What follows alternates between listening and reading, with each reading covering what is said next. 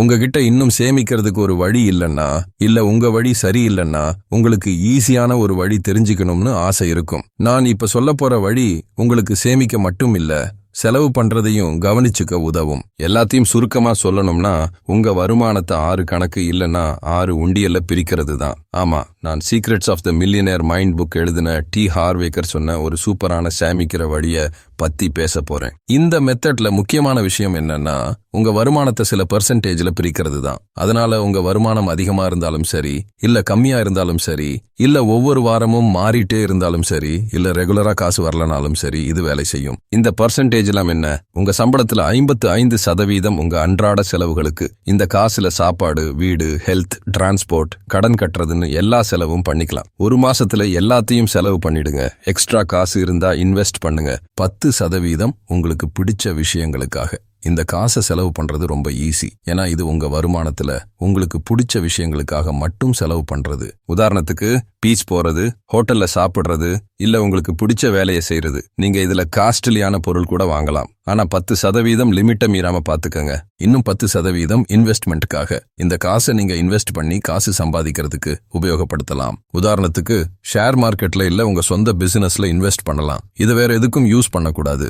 அப்பதான் ஒரு நாள் வேலையை விட்டுட்டு முதலாளி ஆக முடியும். இது உங்களை பணக்காரனாக்குற உண்டியல். 10% படிக்கிறதுக்காக. இந்த காசுல நீங்க உங்க அறிவை வளர்க்கறதுக்கு தேவையான விஷயங்கள் பண்ணலாம். நாங்க இந்த காசுல புக்ஸ் வாங்குறோம், கோர்ஸ் கத்துக்கிறோம். சில சமயம் 10% மேல செலவு பண்ணுவோம். உங்களை இன்வெஸ்ட் பண்றது தான் பெஸ்ட் இன்வெஸ்ட்மெண்ட். கடைசியா 10% பெரிய விஷயங்கள் வாங்க.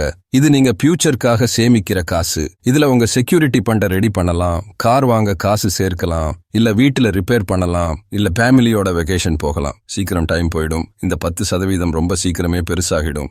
கடைசியா 5% மத்தவங்களுக்கு உதவி பண்ண. இந்த காசுல நீங்க ஏதாவது தொண்டு நிறுவனத்துக்கு உதவலாம், இல்ல உங்க ஃப்ரெண்ட்ஸுக்கு கிஃப்ட் வாங்கி கொடுக்கலாம். காசு இல்லைன்னா உங்க நேரத்தை கூட டொனேட் பண்ணலாம், வாலண்டியரா வேலை செய்யலாம், உங்க ஊருக்கு நல்லது பண்ணலாம். நம்ம நல்லது பண்ணா அது கண்டிப்பா நம்ம கிட்ட திரும்பி வரும். இதுதான் 6 உண்டியல். இது எல்லாமே சேர்ந்து உங்க வருமானத்துல 100% ஆகும். இந்த சேமிப்பு முறையை யூஸ் பண்றதுனால நீங்க எவ்வளவு சம்பாதிக்கிறீங்களோ அவ்வளவுதான் செலவு பண்ணுவீங்க. இது உங்க குடும்ப பட்ஜெட்டுக்கு கரெக்டா இருக்கும். அது மட்டும் இல்லாம உங்க வருமானம் டைம் ஆக கண்டிப்பா அதிகமா இருக்கும். ஏன்னா இன்வெஸ்ட் பண்ணி காசு சம்பாதிக்கிறதுக்கு இல்ல உங்க படிப்புக்காக செலவு பண்றதுனால கண்டிப்பா யூஸ் இருக்கும். நாங்க இதை யூஸ் பண்ணி பார்த்துட்டோம். இது ரொம்ப மோட்டிவேஷனா இருக்கு. இந்த பெர்சன்டேஜ் எல்லாம் நீங்க உங்களோட எகனாமிக் சிச்சுவேஷன் மாற மாத்திக்கலாம்.